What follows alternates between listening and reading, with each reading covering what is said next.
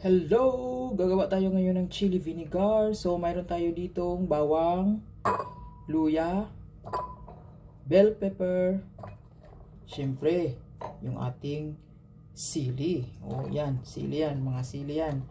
At yung ating green sili. At mayroon tayong bombay. Nagayak na natin yung ating mga ihahalo natin sa ating chili na vinegar. Kaya, ilagay na natin dyan at maglagay tayo ng boiled water. Yes, boiled water ilagay natin. Maglagay na tayo ng paminta. Konti lang. Asin para magkaroon ng lasa yung ating vinegar at kunting pampalasa. Na natin at atin itong i-grind dito sa ating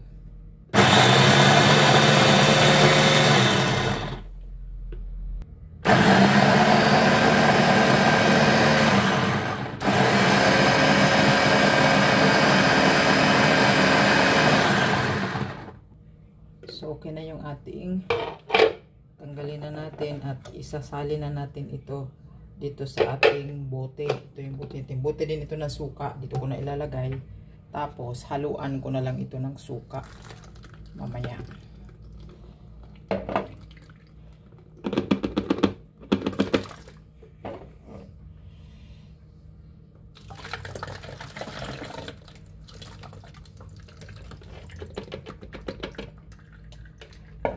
Sa amoy pa lang.